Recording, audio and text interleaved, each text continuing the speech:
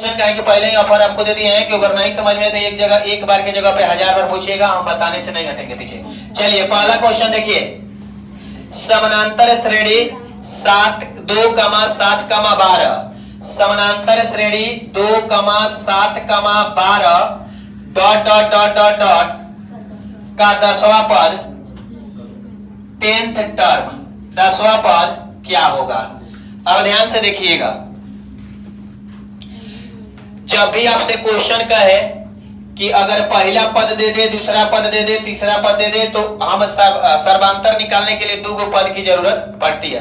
3 पद इसलिए लिए जाते हैं ताकि उसका कॉमन डिफरेंस बराबर है या नहीं है। तो हम A1 और A2 दोनों निकाल कर देख लेते हैं। ऐसा भी कोई क्वेश्चन आता है जिसका A1 निकालते हैं यानी कि D1 निकालते हैं तो उसमें कॉमन डिफरेंस बराबर आ जाता है, दूसरे में निकालते हैं तो कुछ अलग आ जाता है, इसलिए 3 टर्म दिए हैं। तो सबसे पहले हम लिखेंगे यहां हेयर गिवन है।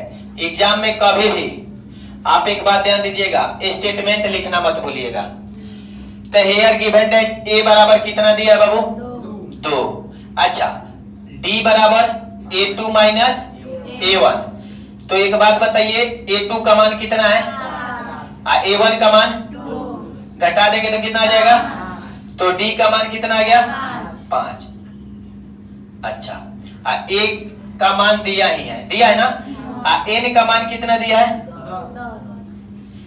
हमको पूछा है 10वां पद पूछा है ना।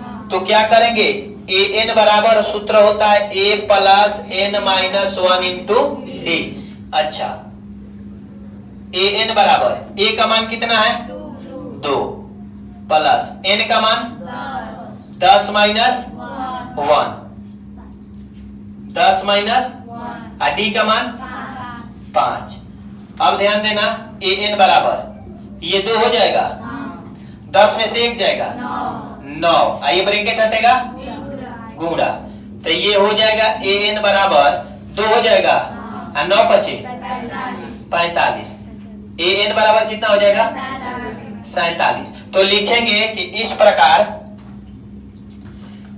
ए एन बराबर कितना हो जाएगा, सॉरी 10वां पद कितना हो जाएगा?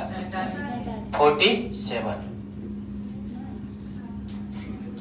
अगर किसी को डाउट हो तो एक बार पूछे। डाउट है? किसी को कहेंगे इसके बाद और क्वेश्चन देंगे तो ज्यादा दिक्कत हो जाएगा। अगर डाउट हो तो अभी हम यहीं पे हैं, पूछिए कौन कहां से आया है।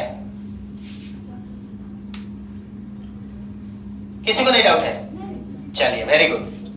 नेक्स्ट क्वेश्चन, सेकंड कह रहा है कि 3,7,12 आप लोग बताइएगा, हम बनाएंगे 3,7,12 dot dot dot dot dot का 20वां पद 20th टर्म बराबर व्हाट। 20वां पद ज्ञात करें।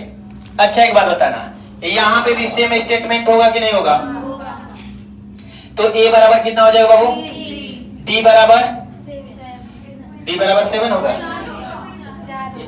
हाँ, लिखेंगे A2 माइनस A1, तो D बराबर हो जाएगा 7 माइनस, तो कितना हो गया? 4। अच्छा बाबू, N बराबर कितना दिया है? 20।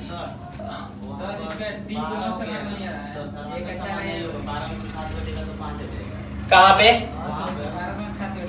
हाँ, एक बात ध्यान दीजिएगा, गुड। इसीलिए 3 टर्म दिए जाते हैं और ये वाला क्वेश्चन हम अपने आप से बोले आपको समझाने के लिए। अब एक बार और D1 निकाल लिया जाए, ये हो गया हमारा D1। अब D2 निकाला जाए, D1 हो गया D2। पहले सर्वांतर देख लीजिए बराबर आ रहा है कि नहीं क्वेश्चन में कभी भी। अब D2 निकाला जाएगा तो क्या हो जाएगा? A3 माइनस A2, तो D2 बराबर A3 का मान कितना है? 12 माइनस 7, तो D2 का मान कितना हो जाएगा? 5। अब देखिए पूछ रहा है कि 20वां पद क्या होगा। तब यहां से जब हमारा सर्वांतर बराबर नहीं है तो 20वां पद निकलेगा नहीं, तो हम यहां से लिख देते हैं कि शो, इसलिए the common difference is not same, so we can not able to find the 20th term. Hindi में सुनिए, इसका सर्वांतर बराबर न होने के चलते हम इसका 20वां पद ज्ञात नहीं कर सकते हैं। कोई दिक्कत नहीं। ये क्वेश्चन हम पहले से इसको थोड़ा सा अलग से दिए थे ताकि आपको समझा दें कि अगर 3 ऐसे दिए हो टर्म और वहां कॉमन डिफरेंस बराबर ना हो तो नहीं निकले। एक बार ज्यादा लड़के क्या करते हैं कि चेक नहीं करते हैं, जिसे लोग चेक करके तुरंत बता दिए। पहला 4 आ गया और दूसरे के आधार पे हम क्या किए, बना दिए, लेकिन दूसरा का कॉमन डिफरेंस क्या था, अलग था। कोई दिक्कत? अभी भी कोई डाउट हो तो बोलिए। किसी को कॉमन डिफरेंस बराबर नहीं होगा तो टर्म निकलेगा नहीं निकलेगा। अगला क्वेश्चन बताएं।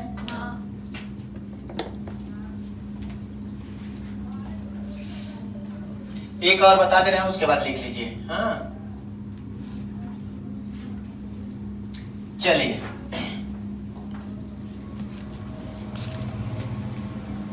कह रहा है, ध्यान दीजिएगा, 64 पाई सेंटीमीटर स्क्वायर। क्वेश्चन कर रहे बाबू, 3rd नंबर है ना, 64 यानी कि 64 पाई सेंटीमीटर स्क्वायर। हाँ, क्षेत्रफल वाले वृत्त का व्यास क्या होगा? वृत्त का व्यास, एक बात ध्यान दीजिएगा, व्यास हमेशा त्रिज्या का दुगुना होता है कि नहीं होता है? तो बाबू एक बात बताना, वृत्त का क्षेत्रफल क्या होता है? पाई आर स्क्वायर बराबर 64 पाई दिया है कि नहीं दिया है? अच्छा, पाई से पाई कैंसिल कर दें बाबू, आर स्क्वायर बराबर कितना आ गया? 64। अब क्या करेंगे, आर स्क्वायर बराबर 64 रूट में आ जाएगा, आर बराबर कितना हो जाएगा? 8। हम जानते हैं, वी नो डैट, हम लोग जानते हैं, क्या जानते हैं कि d बराबर 2r होता है कि नहीं होता है? अच्छा, अब व्यास ने पूछा है तो व्यास को d से डिनोट करते हैं। अच्छा, 2r का मान कितना आया है तो कितना हो जाएगा? तो d का मान कितना आ गया? आंसर आ गया कि नहीं आ गया? एक बार और समझा दे इसको। हाँ, ध्यान से देखिएगा, कहा है कि वृत्त का क्षेत्रफल होता है पाई आर स्क्वायर, कितना दिया है उसका? 64 पाई। पाई से पाई खत्म हो गया, अब बच गया आर स्क्वायर बराबर 64। तो रूट का कभी वर्ग करते हैं ना, तो रूट में डाल दिए तो आर स्क्वायर बराबर रूट 64, तो आर बराबर क्या हो जाएगा? रूट से बाहर निकलेंगे 8। अब आर का मान कितना आ गया? 8। हम जानते हैं, क्या जानते हैं? वी नो दैट कि d बराबर 2r होता है, व्यास का दुगुना त्रिज्या होता है कि नहीं होता है? तो d इक्वल्स टू 2 है, तो d यहाँ लिखे तो 2 और r कितना आया है? तो 8 दूना के। किसी को डाउट? तो पहले दोनों लिख लीजिए, उसके बाद अगला क्वेश्चन बताएं जल्दी।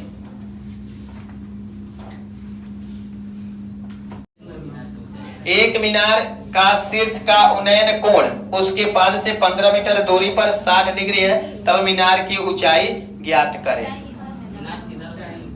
हाँ, ये है,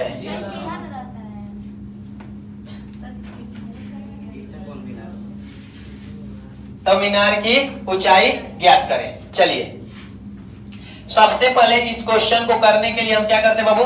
स्टेटमेंट लिखते हैं, का दिया है, क्या निकालना है, ये लिखना बहुत जरूरी होता है। तो ध्यान दीजिएगा, लिखेंगे इन ट्रायंगल, क्या है बाबू? ABC ट्रायंगल है, जिसका BC का मान कितना दिया बाबू? 15 मीटर। निकालना हमको क्या है? AB निकालना है, तो लिखेंगे AB बट्टे BC equals to tan 60 degree. अच्छा, एक बात बताना, AB का मान दिया है तो H लिख देना, H माने है। अच्छा, नहीं तो चलिए AB लिखते हैं, AB लिख दिया। BC का मान कितना दिया है? बराबर tan 60 का मान कितना होगा? जिसे पूछेंगे वही बताएगा। tan 60 का मान बताइए मधु।